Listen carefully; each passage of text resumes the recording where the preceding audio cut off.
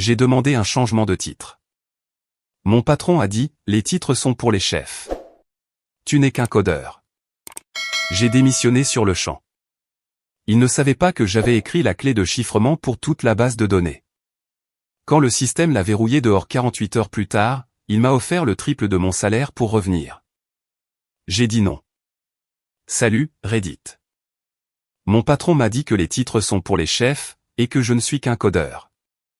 48 heures plus tard, tout son système l'a verrouillé dehors, et il me suppliait de revenir pour le triple de mon salaire. Certaines leçons coûtent plus cher que d'autres. Accrochez-vous, parce que celle-là vaut le détour. Moi, homme de 32 ans, j'ai passé 4 ans dans une entreprise de services financiers de taille moyenne, appelée Kellerman & Associates. Pas exactement une banque, plutôt une firme qui gérait la gestion de patrimoine, les comptes de retraite et les portefeuilles d'investissement pour des clients fortunés. Le genre d'endroit où une seule faille de sécurité pourrait mettre fin à des carrières, et couler l'entreprise du jour au lendemain. On parle de numéros de sécurité sociale, d'informations bancaires, de stratégies d'investissement, de données d'identification personnelle pour plus de 12 000 clients. Des trucs sensibles. Quand j'ai commencé là-bas, l'infrastructure de sécurité était un désastre complet.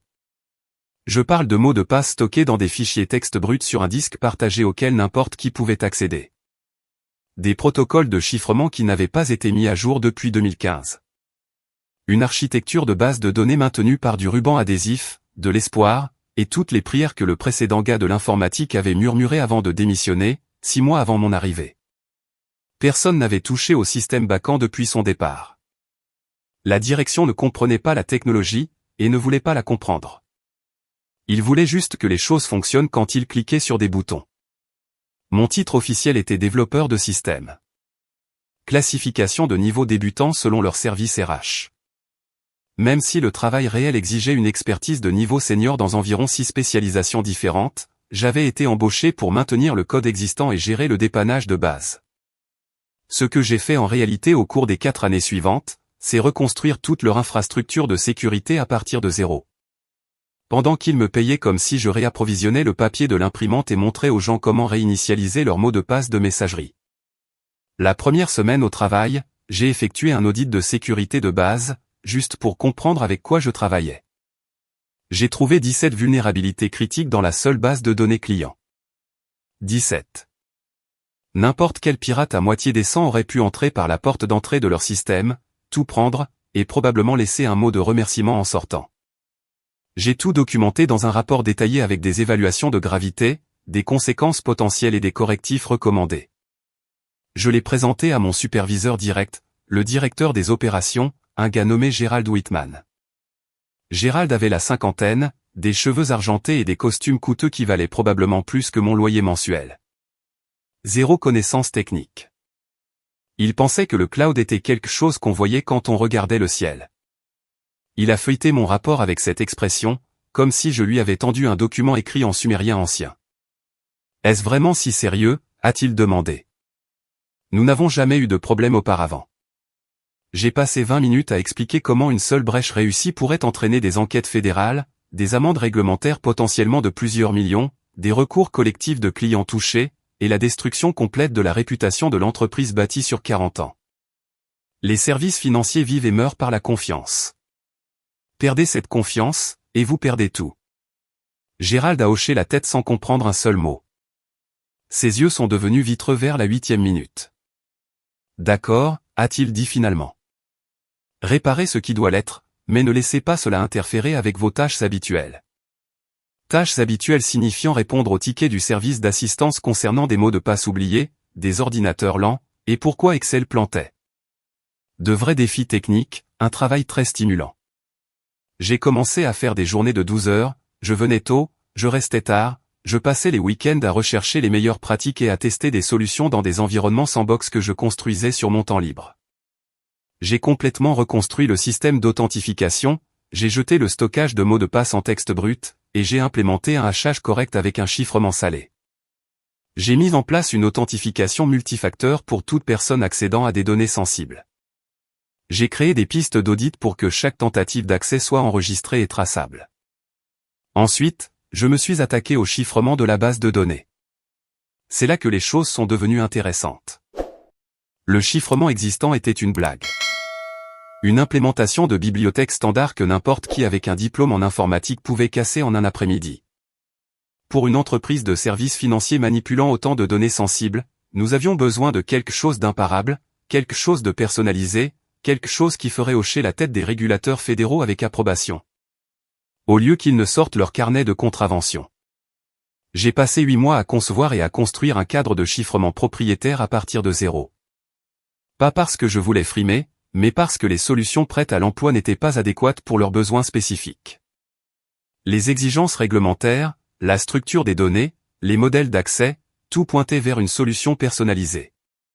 L'innovation principale était une architecture à clé rotative. Toutes les 48 heures, le système générait automatiquement de nouvelles clés de chiffrement basées sur un algorithme mathématique que j'avais développé spécifiquement pour cette application. Les anciennes clés expiraient, et les nouvelles prenaient le relais. Transition transparente, zéro temps d'arrêt, sécurité maximale. Même si quelqu'un obtenait d'une manière ou d'une autre les clés de chiffrement actuelles, elles seraient inutiles dans les 2 jours. Le système rotatif signifiait que toute brèche avait une date d'expiration intégrée.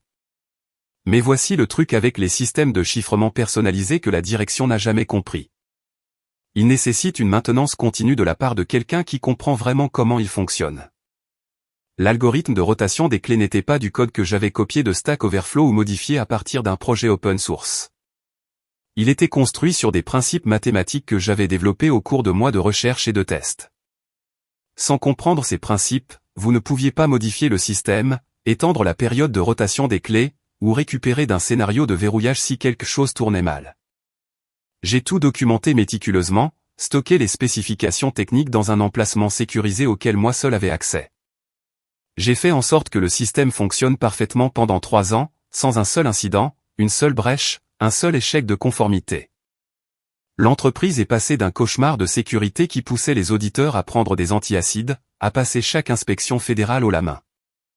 Les régulateurs qui avaient l'habitude de planifier des visites de suivi ont commencé à envoyer des lettres d'approbation de routine à la place. La confiance des clients a augmenté. De nouvelles affaires ont afflué. La réputation de l'entreprise dans l'espace de gestion de patrimoine s'est sensiblement améliorée. Tout cela grâce à un travail d'infrastructure qui s'est déroulé de manière invisible en arrière-plan. Pendant que tout le monde assistait à des réunions et envoyait des emails, Gérald s'attribuait tout le mérite lors des présentations exécutives. Il appelait ça son initiative d'excellence opérationnelle. Il parlait de sa vision stratégique pour la modernisation technologique. Mon nom a été mentionné une fois, pas dans les présentations, pas dans les newsletters de l'entreprise, pas dans le rapport annuel qui mentionnait la posture de sécurité améliorée. Le travail existait. La personne qui l'avait fait, apparemment, n'existait pas. À la fin de ma première année, j'ai planifié une réunion avec Gérald pour discuter de la rémunération et de l'ajustement du titre.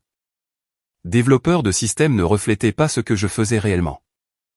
Je fonctionnais comme leur département de sécurité entier, administrateur de bases de données, architecte réseau et spécialiste de l'infrastructure, le tout en une seule personne.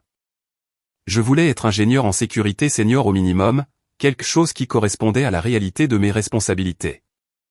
Gérald s'est penché en arrière dans son fauteuil en cuir et m'a donné ce que j'ai fini par reconnaître comme son expression de mentor inquiet, celle qu'il utilisait quand il était sur le point de dire non tout en prétendant qu'il était de votre côté. « J'apprécie votre dévouement », a-t-il dit. Vraiment, je l'apprécie, mais les changements de titre nécessitent une approbation exécutive et il y a un processus. Laissez-moi regarder ça et voir ce qui est possible. Des mois ont passé. Rien ne s'est passé. J'ai demandé à nouveau lors de mon examen annuel en décembre. Gérald a dit que les budgets étaient serrés après la saison des fêtes et que nous devrions revoir cela au 2e trimestre. J'ai documenté la conversation dans un résumé par email envoyé à lui et aux professionnels des RH. Factuel, créant une trace papier sans que ce soit évident. Le 2e trimestre est venu et est reparti, pas de révision. La 2e année, j'ai étendu le cadre de sécurité pour inclure la surveillance des menaces en temps réel. J'ai construit des systèmes d'alerte qui me notifiaient immédiatement si quelqu'un tentait un accès non autorisé. J'ai attrapé 3 tentatives de phishing distinctes ciblant des assistants de direction qui avaient accès aux fichiers clients.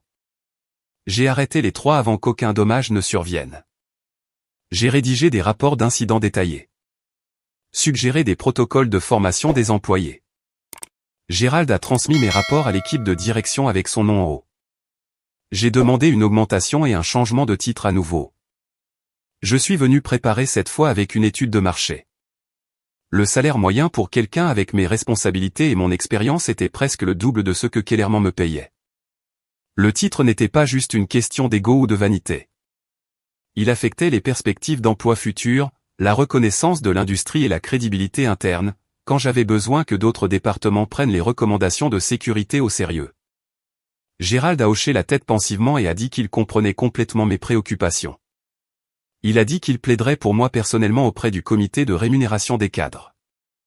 Il m'a serré la main et m'a dit, ces choses prennent juste du temps. Dans les organisations établies, rien ne s'est passé à nouveau. Pendant ce temps, l'entreprise a embauché 2 nouveaux chefs de projet à des salaires plus élevés que le mien.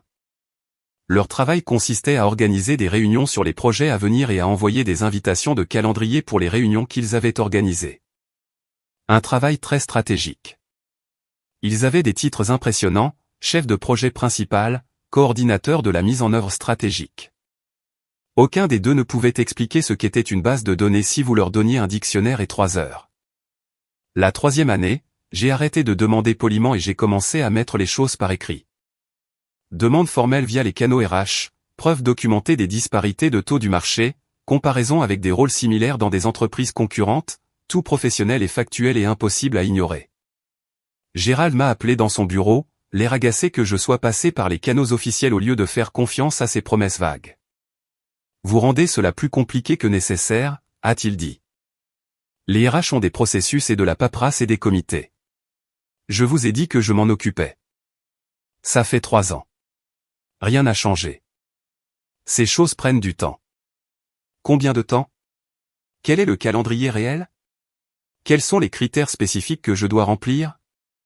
Il n'avait pas de réponse parce qu'il n'y en avait pas. Les critères étaient ce qu'il décidait un jour donné. Le calendrier était jamais. Le processus était conçu pour me faire renoncer à demander. J'ai arrêté de pousser. Mais j'ai aussi commencé à passer des entretiens ailleurs, testant discrètement ma valeur sur le marché. Chaque conversation confirmait ce que je savais déjà. Mes compétences valaient nettement plus que ce que Kellerman me payait. J'avais des options. Je ne les avais simplement pas encore exercées. La 4e année, tout s'est accéléré vers le point de collision. Gérald a annoncé début janvier qu'il restructurait la fonction de surveillance technologique. Il faisait venir un nouveau responsable des opérations pour gérer le côté technologique des choses et fournir un leadership stratégique pour les initiatives numériques. Quelqu'un avec une nouvelle perspective et une présence exécutive. Elle s'appelait Patricia Vance. 30 ans, MBA d'un programme respectable. 0 expérience technique, quelle qu'elle soit. Elle avait travaillé auparavant dans la gestion de détail et, avant cela, avait passé 2 ans comme assistante dans la société immobilière de son père. Oh, et son père était David Vance, l'un des partenaires fondateurs de Kellerman. Le gars qui avait toujours son nom sur les documents de la charte originale. Le gars qui s'était retiré des opérations quotidiennes il y a 10 ans, mais qui siégeait toujours au conseil d'administration et avait toujours des opinions sur la façon dont les choses devaient fonctionner. Patricia a été présentée lors d'une réunion à l'échelle de l'entreprise en février. Gérald se tenait à l'avant de la salle de conférence, rayonnant comme s'il venait d'annoncer un remède contre le cancer. Il l'a appelée une leader dynamique avec des perspectives innovantes et une présence exécutive naturelle. Il a dit qu'elle superviserait toutes les opérations technologiques, y compris ma fonction de sécurité, et qu'elle relèverait directement de lui. Mon département signifiant moi. J'étais toujours la seule personne dedans après 4 ans. Pas de budget pour des effectifs supplémentaires selon Gérald. Bien qu'apparemment il y ait eu un budget pour un salaire à 6 chiffres pour la fille du fondateur, pour gérer quelqu'un qu'elle ne pouvait pas comprendre. La première semaine de Patricia, elle a planifié ce qu'elle a appelé une réunion d'orientation avec moi. Je suis entré en m'attendant à une conversation sur l'infrastructure technique réelle. Peut-être qu'elle voulait comprendre quel système existait, quelles vulnérabilités nous avions traitées, quelles étaient mes priorités, des trucs raisonnables pour quelqu'un qui prend en charge la surveillance technologique. Au lieu de cela, elle a passé 45 minutes à parler de synergie et d'optimisation interfonctionnelle et de l'exploitation des compétences de base pour une meilleure prestation de valeur aux parties prenantes. Des mots à la mode d'école de commerce enfilés comme des lumières de Noël. Quand j'ai essayé d'expliquer l'infrastructure technique réelle que je gérais, elle a levé la main et a souri. Je n'ai pas besoin des détails, a-t-elle dit. C'est votre travail. Je suis ici pour fournir une direction stratégique et gérer les parties prenantes. Vous gardez les moteurs en marche et laissez-moi m'inquiéter de l'endroit où nous conduisons. Direction stratégique signifiant qu'elle voulait prendre des décisions sans comprendre ce que ces décisions affectaient. Gestion des parties prenantes signifiant qu'elle voulait s'attribuer le mérite des succès et me blâmer pour les échecs. Garder les moteurs en marche signifiant faire tout le travail réel pendant qu'elle empochait le salaire et le titre et le bureau d'angle avec la fenêtre. Le même schéma que Gérald avait établi, juste avec un visage plus jeune et de meilleurs cheveux. Au cours des 3 mois suivants, Patricia a mis en œuvre des changements qui n'avaient aucun sens technique mais qui avaient l'air impressionnants dans les présentations PowerPoint. Elle voulait des rapports d'état hebdomadaires formatés dans un modèle spécifique qu'elle avait appris dans son programme de MBA. Section codée par couleur, résumés exécutifs, analyse des implications stratégiques. Rien de tout cela n'a amélioré la sécurité réelle. Tout cela a créé plus de travail inutile. Elle voulait que la documentation de sécurité soit réécrite pour être plus accessible aux parties prenantes non techniques, ce qui signifiait simplifier à outrance les spécifications techniques critiques jusqu'à ce qu'elles soient pratiquement inutiles pour une mise en œuvre réelle. Elle voulait que le tableau de bord de surveillance des menaces soit redessiné avec de meilleurs graphiques et des schémas de couleurs plus attrayants visuellement. La fonctionnalité n'avait pas d'importance. L'esthétique si. Une fois, elle a suggéré que nous devrions explorer l'intégration de la blockchain pour nos protocoles de sécurité parce qu'elle avait lu un article à ce sujet dans un magazine d'affaires. J'ai passé 30 minutes à expliquer pourquoi cela n'avait aucun sens pour notre cas d'utilisation spécifique. Elle a hoché la tête et a dit qu'elle y réfléchirait stratégiquement. La semaine suivante, elle a mentionné l'idée de la blockchain lors d'une réunion exécutive comme quelque chose qu'elle explorait. Elle a omis la partie où je lui avais dit que c'était inutile. Pendant ce temps, je gardais les systèmes réels en marche. Je réparais les problèmes avant qu'ils ne deviennent des désastres. Je maintenais l'infrastructure de chiffrement à travers 2 problèmes de rotation de clés qui auraient pu causer de graves problèmes si je n'avais pas surveillé constamment. Je gérais le vrai travail qui gardait les données sensibles de 12 000 clients en sécurité, pendant que Patricia présentait des diapositives sur la transformation numérique et l'esprit d'innovation. Puis est venu le jeudi d'avril qui a tout changé. Je suivais les offres d'emploi depuis des mois à ce stade. J'avais eu des conversations avec 3 entreprises différentes qui semblaient prometteuses. L'une était un concurrent direct avec un rôle légitime d'architecte de sécurité qui payait presque le triple de mon salaire actuel. J'avais des options, de vraies options, mais je voulais faire une dernière tentative pour obtenir ce que je méritais chez Kellerman avant de m'éloigner de 4 ans de travail investi et de relations construites. J'ai planifié une réunion avec Gérald directement. Je suis passé au-dessus de la tête de Patricia parce que je savais qu'elle me redirigerait simplement vers des processus et des procédures conçues pour me faire abandonner. Je suis venu préparer avec une documentation qui aurait fait pleurer n'importe quel professionnel des RH par sa minutie. Données salariales du marché provenant de 3 enquêtes de rémunération différentes, une liste complète de chaque projet que j'avais terminé sur 4 ans avec la valeur estimée livrée, les résultats de l'audit de sécurité qui avait impressionné les régulateurs fédéraux. Les certifications de l'industrie que j'avais obtenues sur mon temps libre, les invitations à prendre la parole que j'avais reçues d'organisations professionnelles, 4 ans de contributions résumées dans un rapport de 12 pages avec annexe. Gérald n'arrêtait pas de jeter un coup d'œil à sa montre pendant ma présentation. 5 minutes après le début, il m'a interrompu. « J'apprécie votre dévouement », a-t-il dit. Les mêmes mots qu'il avait utilisés il y a 3 ans. Mais je pense qu'il y a une confusion fondamentale sur votre rôle ici et ce que vous demandez réellement. Mon rôle. Vous êtes un codeur. Un codeur important. Bien sûr. Les gens techniques sont précieux, mais les titres sont pour les leaders. Vous ne gérez pas une équipe. Vous ne définissez pas de direction stratégique. Vous ne présentez pas au conseil d'administration ni n'interagissez avec les clients. Vous maintenez des systèmes. C'est un travail précieux, mais ce n'est pas un travail de leadership. J'ai construit ces systèmes à partir de zéro. L'infrastructure de chiffrement à elle seule a pris 8 mois de journée de 12 heures. Gérald a agité la main d'un air dédaigneux. Construire et diriger sont des compétences différentes.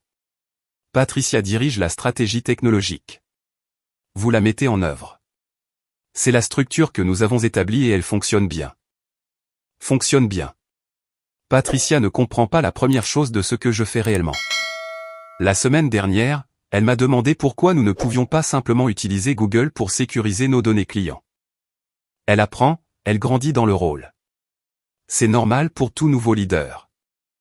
Donc, Patricia obtient un titre de leadership et un salaire à 6 chiffres pour poser des questions et assister à des réunions. Pendant que je me fais traiter de codeur pour avoir construit l'infrastructure qui maintient cette entreprise en conformité avec les réglementations fédérales de sécurité. L'expression de Gérald s'est durcie. Le masque de mentor amical a glissé et j'ai vu quelque chose de plus froid en dessous. Je n'apprécie pas votre ton, a-t-il dit. Patricia a la confiance de la direction pour une raison. Si vous ne pouvez pas travailler de manière productive au sein de la structure que nous avons établie, alors peut-être que ce n'est plus le bon environnement pour votre carrière. Quelque chose a fait clic à ce moment-là. Pas exactement de la colère, plutôt comme de la clarté. Clair comme de l'eau de roche. Soudain, j'avais passé 4 ans à attendre que les gens reconnaissent ma valeur. Espérant que si je travaillais juste plus dur et livrais plus et documentais mieux, ils finiraient par voir ce que j'apportais. Ils relieraient enfin les points entre les systèmes sécurisés et la personne qui les avait construits. Ils comprendraient que les victoires en matière de conformité et les approbations réglementaires et la confiance des clients remontaient tout au travail que je faisais seul dans la salle des serveurs à minuit. Ils ne le feraient jamais. Ils avaient structuré toute leur vision du monde autour de l'idée que les gens comme moi étaient des pièces interchangeables, des unités remplaçables, juste des codeurs. Le fait que j'ai à moi seul empêché de multiples désastres potentiels et construit un avantage concurrentiel qu'ils tenaient pour acquis, ne comptait pas parce que cela se passait de manière invisible. Le fait que Patricia ne pouvait rien faire de tout cela n'avait pas d'importance, parce qu'elle avait le bon nom de famille et les bonnes compétences de présentation. Je me suis levé de ma chaise. Vous avez raison, ai-je dit. Ce n'est pas le bon environnement pour moi. Je démissionne. Gérald a réellement ri comme si j'avais fait une blague. Vous ne pouvez pas être sérieux. Je suis complètement sérieux. Avec effet immédiat. Son visage a changé rapidement. L'amusement condescendant a disparu et quelque chose comme de l'inquiétude a traversé son regard. Vous ne pouvez pas juste démissionner. Il y a un travail de transition. Transfert de connaissances. Nous avons besoin de 2 semaines de préavis minimum. Les systèmes de sécurité nécessitent. Vérifiez mon contrat de travail. J'ai dit que je suis employé à Atwill, selon la volonté des parties. Aucune période de préavis requise dans un sens ou dans l'autre. Vous pourriez me virer aujourd'hui sans motif. Je peux démissionner aujourd'hui sans motif. C'est comme ça que fonctionne l'emploi à Atwill. Mais les systèmes ont besoin de maintenance. Les protocoles de chiffrement ont besoin de surveillance. Vous ne pouvez pas juste vous éloigner d'eux. Je rédigerai un résumé de l'état actuel du système avant de partir aujourd'hui. Des informations de base sur où en sont les choses. Au-delà de ça, vous devrez vous débrouiller vous-même. C'est à ça que sert le leadership, non? Je suis sorti avant qu'il ne puisse répondre. Je suis allé directement à mon bureau. J'ai passé les 2 heures suivantes à rédiger le document de transfert le plus minimal que je pouvais justifier comme professionnel. État actuel du système, identifiant de connexion pour les comptes administrateurs, dont je savais qu'ils les désactiveraient immédiatement de toute façon, emplacement des dossiers de documentation sur le disque partagé. Des informations de base qui leur disaient où trouver les choses sans expliquer comment tout cela fonctionnait réellement. La documentation détaillée du système de chiffrement, les fondements mathématiques de l'algorithme de rotation des clés, les procédures de maintenance requises pour que tout fonctionne, tout cela était stocké dans un référentiel sécurisé auquel moi seul avais accès. Quand je me suis déconnecté de mon compte pour la dernière fois, cet accès est parti avec moi. Je ne sabotais rien. Je ne supprimais pas de fichiers ni ne plantais de logiciels malveillants ni ne faisais quoi que ce soit de contraire à l'éthique. Je quittais simplement un emploi qui ne valorisait pas ma contribution et j'emportais mon expertise avec moi. Cette expertise était la mienne. Je l'avais développée à travers des années d'études et de pratiques et de mise en œuvre. Elle m'appartenait, pas à une entreprise qui me payait des salaires de débutant pour un travail de niveau senior. Patricia est apparue à mon bureau vers 16 heures, l'air confus et légèrement paniqué. Gérald a dit que vous avez démissionné? C'est exact. Mais nous avons l'examen de sécurité trimestriel la semaine prochaine. Vous étiez censé présenter notre statut de conformité aux auditeurs réglementaires. Je suis sûr que vous pouvez gérer ça. Vous êtes le leader technologique après tout. Direction stratégique, gestion des parties prenantes, tout ça. Elle m'a regardé comme si j'avais commencé à parler une langue qu'elle ne reconnaissait pas, ce qui, je suppose, était le cas d'une certaine manière. J'ai rassemblé mes affaires personnelles du bureau. Une tasse à café qui disait « Avez-vous essayé de l'éteindre et de le rallumer ?» Quelques livres techniques que j'avais apportés de chez moi. Une photo de mon chien, Max. 4 ans de ma vie professionnelle tenaient dans une boîte en carton assez petite pour être portée d'une seule main. Je suis sorti de ce bâtiment à 16h47 un jeudi après-midi d'avril. Je n'ai pas regardé en arrière. Je n'ai dit au revoir à personne sauf à Janet de la comptabilité, avec qui je m'étais toujours bien entendu. Elle avait l'air triste mais pas surprise. J'ai conduit chez moi en silence. Commandé une pizza. Assis sur mon canapé avec Max recroquevillé à côté de moi et n'ai absolument rien ressenti. Pas de regret, pas de remise en question, pas de panique à propos de ce que je venais de faire. Juste la certitude calme que j'avais enfin pris la bonne décision. Vendredi matin, je me suis réveillé avec 17 appels manqués et 43 messages textes, tous de Gérald, Patricia, des collègues aléatoires à qui je parlais à peine. Même la directrice des RH de l'entreprise, Sharon, avait essayé de me joindre 2 fois. J'ai ignoré tout le monde. Les messages vocaux étaient une progression d'émotions. Ça a commencé avec Gérald semblant agacé que je sois parti sans documentation de transition appropriée. Puis confus à propos de certaines alertes système que personne ne comprenait. Puis inquiet à propos de messages d'erreur apparaissant sur le tableau de bord de Patricia. Puis véritablement inquiet à propos d'avertissements liés au sous-système de chiffrement. J'ai préparé le petit déjeuner. Œufs brouillés et pain grillé. J'ai emmené Max pour une longue promenade dans le quartier. Je suis allé à la salle de sport. J'ai laissé mon téléphone exploser sans le regarder. Vendredi après-midi, les emails ont commencé à arriver. Demande formelle des RH pour des informations sur l'infrastructure de sécurité. Questions techniques sur des codes d'erreur spécifiques que Patricia avait transmis sans comprendre. Exigence que je réponde immédiatement en raison de la nature urgente et sensible de la situation. Je n'ai pas répondu. Vendredi soir, ma petite amie Rachel est venue dîner. Je lui ai raconté toute l'histoire. Les 4 années à être sous-payé, les demandes de changement de titre qui n'ont mené nulle part. Les commentaires de Gérald sur les titres étant pour les leaders, la décision de partir. Elle a écouté attentivement. Rachel travaillait dans l'administration hospitalière. Elle comprenait la politique de bureau et le dysfonctionnement organisationnel. Alors qu'est-ce qui se passe maintenant, a-t-elle demandé. Maintenant je trouve un emploi qui valorise réellement ce que j'apporte sur la table. J'ai déjà quelques pistes. Et clairement? J'ai haussé les épaules. Il se débrouille ou il ne se débrouille pas. Plus mon problème. Elle a hoché la tête lentement. Tu as l'air vraiment calme à propos de ça. Je suis calme. C'est la première fois en 4 ans que je n'ai pas l'impression d'attendre la permission d'être reconnu. J'ai fini de demander. J'ai fini d'espérer. J'ai juste fini. Samedi matin, 48 heures depuis que j'avais démissionné. Mon téléphone a sonné à 6h47. Le numéro de portable personnel de Gérald. J'ai laissé aller sur la messagerie vocale. Le message était de la pure panique. Sa voix s'est brisée à mi-chemin. Toute la base de données est verrouillée, a-t-il dit. Personne ne peut accéder à rien. Dossier client, données financières, informations de compte, tout. Le système de chiffrement affiche une sorte d'erreur d'expiration de clé, et rien de ce que nous avons essayé n'a fonctionné. Nous avons besoin de vous ici immédiatement. Nommez votre prix, tout ce que vous voulez, n'importe quel titre, n'importe quel salaire. S'il vous plaît, rappelez-moi. J'ai souri, fait du café, pris mon temps. Ce que Gérald ne comprenait pas, c'était que le système de chiffrement que j'avais construit fonctionnait sur un cycle de rotation de clés de 48 heures. Tous les 2 jours, le système générait automatiquement de nouvelles clés de chiffrement et rendait obsolètes les anciennes. L'algorithme qui générait ces nouvelles clés était basé sur des principes mathématiques que j'avais développés spécifiquement pour leur infrastructure. Sans comprendre ces principes, vous ne pouviez pas générer de clés valides. Sans clés valides, vous ne pouviez pas déchiffrer les données. Sans déchiffrer les données, vous ne pouviez accéder à rien. Le système fonctionnait exactement comme prévu. Il se trouvait juste qu'il avait été conçu par quelqu'un qu'ils avaient rejeté comme remplaçable, juste un codeur. J'ai attendu jusqu'à 10 heures pour rappeler Gérald.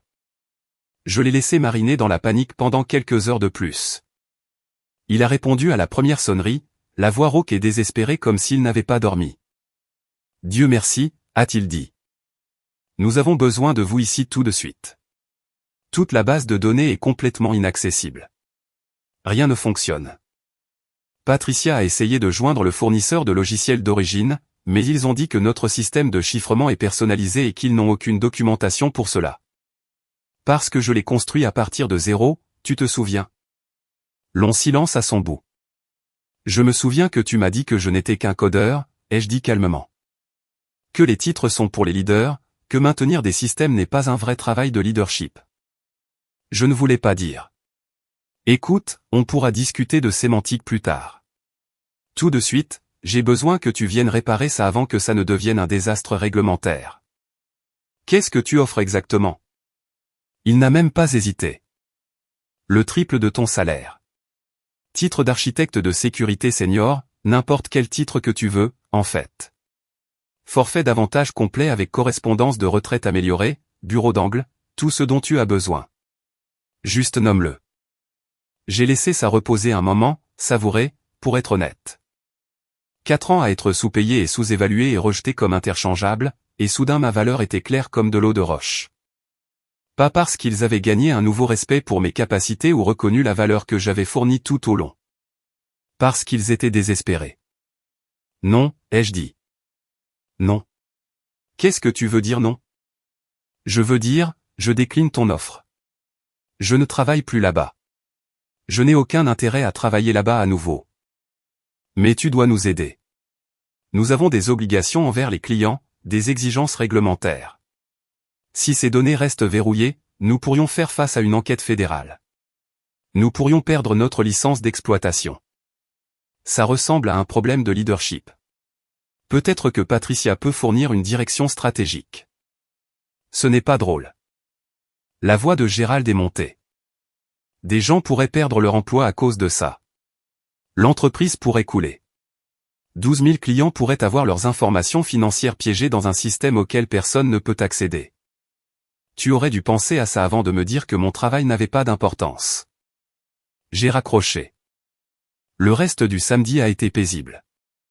J'ai emmené Max au parc à chiens, préparé le dîner, regardé un documentaire sur l'exploration en haute mer, je suis allé me coucher tôt, et j'ai mieux dormi que depuis des années. Dimanche matin, Gérald s'est présenté à mon immeuble. Il a réussi à passer la sécurité du hall en leur disant qu'il était mon oncle en visite. Je l'ai observé par le Judas pendant 2 bonnes minutes avant de décider d'ouvrir la porte. Il avait l'air d'avoir vieilli de 10 ans en 2 jours. Costume froissé et taché. Cravate manquante, cerne sous les yeux, cheveux ébouriffés. « On peut parler ?» a-t-il demandé. Sa voix était pure supplication maintenant. « S'il te plaît, je t'en supplie.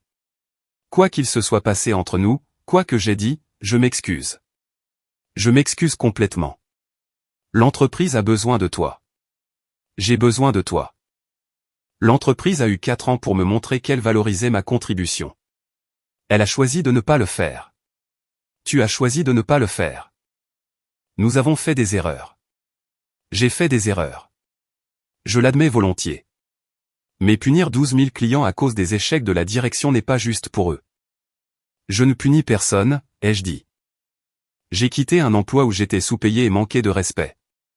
Ce qui se passe après mon départ n'est pas ma responsabilité. Je n'ai rien cassé. Je n'ai rien saboté.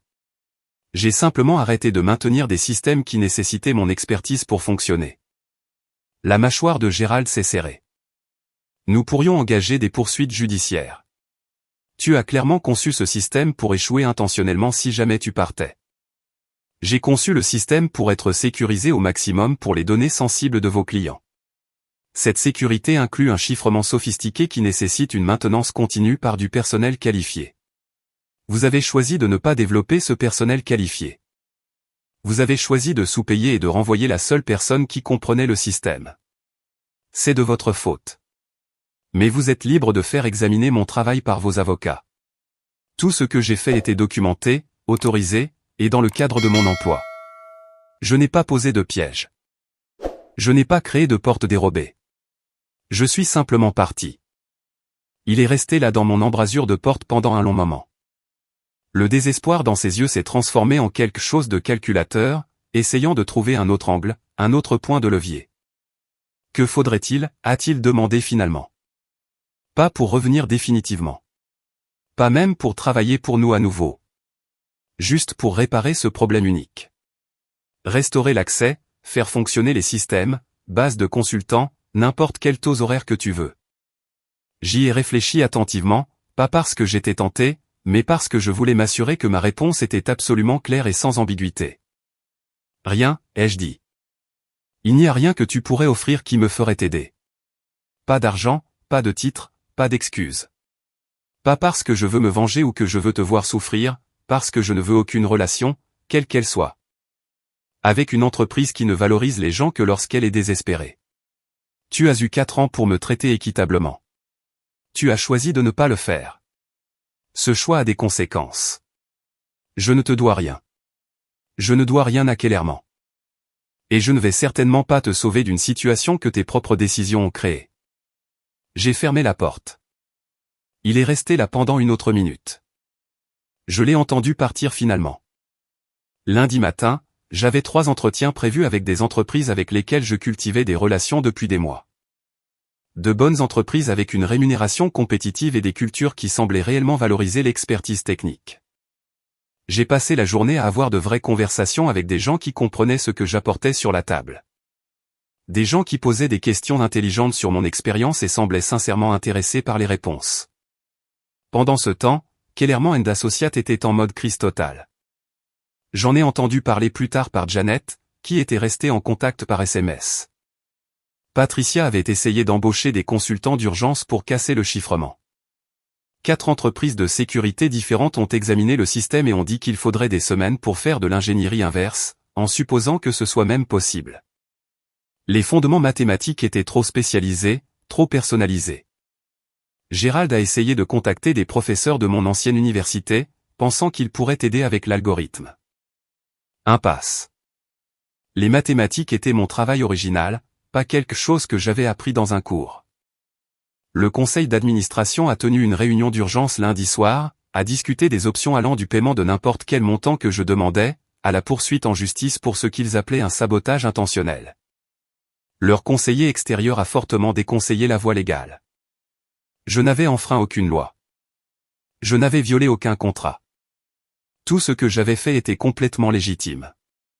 Construire des systèmes sécurisés sophistiqués et ensuite partir quand on est maltraité n'était pas un crime.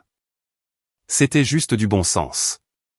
Mardi matin, le plus gros client de l'entreprise a appelé pour demander pourquoi il ne pouvait pas accéder à leur relevé trimestriel. Puis 3 autres clients ont appelé avec des questions similaires. Puis le responsable de la conformité réglementaire a commencé à poser des questions pointues sur les exigences d'accessibilité des données, et si Kellerman respectait ses obligations légales envers les clients. Mardi après-midi, Kellerman avait engagé une entreprise de sécurité externe sur une base d'urgence pour tenter une reconstruction complète du système. Calendrier estimé, 6 à 8 semaines, en supposant qu'il puisse finalement comprendre ma méthodologie de chiffrement. Coût estimé, quelque part au nord de 500 000 €, incluant les consultants, la reconstruction de l'infrastructure, et l'équipe de communication client dont ils auraient besoin pour gérer les retombées. L'ironie était douloureuse. Ils auraient pu me donner une augmentation de 25 000 € et un changement de titre qui ne leur coûtait littéralement rien. Au lieu de cela, ils dépensaient 20 fois cela pour réparer un problème qui n'aurait pas existé s'ils m'avaient traité avec un respect professionnel de base. Mercredi, j'ai accepté une offre d'emploi de Meridian Financial Services, poste d'architecte de sécurité senior, salaire presque le triple de ce que Kellerman me payait, prime à la signature qui couvrirait 6 mois de mon loyer, option d'achat d'actions, avantages complets. Respect réel de la part de gens qui comprenaient ce que valaient mes compétences. La responsable du recrutement là-bas avait apparemment vu mon travail mentionné dans des publications de l'industrie de la sécurité issues des audits de conformité. Elle a dit que le cadre de chiffrement que j'avais développé avait attiré l'attention dans les cercles professionnels, pas parce que je l'avais promu moi-même, mais parce que les auditeurs et les régulateurs l'avaient référencé comme un exemple de meilleure pratique. Elle a dit qu'ils essayaient de trouver comment me recruter depuis des mois, mais ne pouvaient pas trouver de coordonnées actuelles puisque je n'étais pas sur LinkedIn. Jeudi soir, j'ai reçu un dernier appel de Gérald. Sa voix était plus calme cette fois, résignée, presque vaincue. Le conseil envisage la faillite, a-t-il dit platement. Si nous ne pouvons pas restaurer l'accès des clients d'ici la fin de la semaine prochaine, nous ferons face à une action réglementaire qui pourrait nous forcer à fermer complètement. Nous faisons également face à un potentiel recours collectif de clients qui ne peuvent pas accéder à leur propre dossier financier. Je suis désolé d'entendre ça. L'es-tu vraiment? Sa voix portait une pointe d'accusation amère. Tu as conçu ce système en sachant exactement ce qui se passerait quand tu partirais. J'ai conçu ce système pour protéger les données sensibles de vos clients contre les failles de sécurité. Le fait qu'il nécessite également du personnel qualifié pour le maintenir est standard pour toute infrastructure technique sophistiquée. Que vous n'ayez pas développé de personnel qualifié n'est pas ma faute. Que vous n'ayez pas valorisé la seule personne qui le comprenait n'est pas ma faute non plus. Conséquence, 1. Sa voix dégoulinait de scepticisme. Tu aurais pu empêcher tout cela, ai-je dit. 4 ans où je demandais une rémunération équitable et une reconnaissance professionnelle de base. 4 ans où tu me disais d'attendre et d'être patient pendant que tu embauchais des chefs de projet à des salaires plus élevés pour ne rien faire d'utile. 4 ans à me rejeter comme juste un codeur. Tu as créé cette situation, Gérald. J'ai juste arrêté d'empêcher les conséquences naturelles de tes propres décisions. Il n'a pas répondu pendant un long moment. Je pouvais l'entendre respirer à l'autre bout. Patricia a démissionné ce matin, a-t-il dit finalement. Elle a dit au conseil qu'elle n'avait jamais eu le bagage technique pour superviser l'infrastructure de sécurité, et qu'elle n'aurait pas dû être mise à ce poste. A dit que son père l'avait poussée à prendre le rôle. On dirait qu'elle a compris quelque chose que tu n'as toujours pas compris. C'est quoi? Que le leadership signifie prendre la responsabilité des échecs, pas seulement s'attribuer le mérite des succès. J'ai raccroché. 2 semaines plus tard, Kellerman & Associates a déposé une demande de protection contre la faillite, chapitre 11. L'entreprise de sécurité qu'ils avaient engagée a finalement réussi à récupérer la plupart des données clients après 8 semaines de travail intensif, mais pas avant que les régulateurs fédéraux ne lancent des enquêtes formelles sur les violations d'accessibilité des données. 3 recours collectifs distincts ont été déposés par des clients qui ne pouvaient pas accéder à leur propre dossier financier pendant la saison des impôts. L'avocat principal de l'un de ces procès a appelé cela l'effondrement d'entreprise le plus évitable qu'il ait jamais vu. Janet m'a tenu au courant par SMS. La semaine après le dépôt de bilan, elle m'a envoyé une photo du bureau vide de Gérald. Vidé du jour au lendemain. Pas de mail d'au revoir, pas de réunion d'adieu, juste parti. Le conseil avait demandé sa démission, et il l'avait donnée dans l'heure. Elle a dit qu'il avait été escorté dehors par la sécurité tout en portant un seul carton. Le même carton de taille que j'avais transporté 6 semaines plus tôt. Drôle comme ça marche. Patricia a tenu 3 jours de plus avant de démissionner elle aussi. Janet a dit qu'elle pleurait dans son bureau quand la nouvelle a éclaté que les clients intentaient des procès. Son père, David Vance, a quitté le conseil la même semaine. Préoccupation de conflit d'intérêts maintenant que les avocats tournaient autour. Le nom de la famille Vance a été traîné dans tous les médias financiers de la région pendant le mois suivant. Les dominos ont continué de tomber. La responsable des RH a été licenciée après que le conseil a découvert qu'elle avait enterré 4 ans de mes demandes écrites de rémunération sans les transmettre au comité exécutif comme Gérald l'avait prétendu. Il s'est avéré qu'il lui avait dit de les classer et de les oublier. La trace papier a fonctionné dans les 2 sens. Elle a essayé de prétendre qu'elle ne faisait que suivre les ordres. Le conseil s'en fichait. Ménage complet. 2 des chefs de projet que j'avais mentionnés plus tôt, ceux qui gagnaient plus que moi pour organiser des réunions, ont tous 2 été licenciés lors de la restructuration. Il s'avère que lorsque vous réduisez le personnel, vous commencez par les gens qui ne produisent rien réellement. Coordinateur de la mise en œuvre stratégique ne sonne pas aussi impressionnant quand l'entreprise ne peut pas accéder à sa propre base de données clients. Pendant ce temps, j'ai commencé chez Meridian Financial Services. Bureau d'angle avec de vraies fenêtres. Équipe de 4 personnes sous mes ordres. La première semaine là-bas, j'ai assisté à une réunion de planification où la PDG a demandé l'avis du personnel technique avant de prendre des décisions d'infrastructure. J'ai failli tomber de ma chaise. Elle voulait comprendre les implications techniques avant d'engager des ressources. Concept novateur. Le premier mois, j'ai repensé leur protocole de chiffrement. Construit quelque chose d'encore plus élégant que ce que j'avais créé chez Kellerman. J'ai tout documenté correctement. Formé toute l'équipe de manière transversale, donc aucune personne unique n'était critique. Ma nouvelle patronne a examiné mon travail et m'a envoyé un message disant que c'était l'architecture de sécurité la plus complète qu'elle ait jamais approuvée.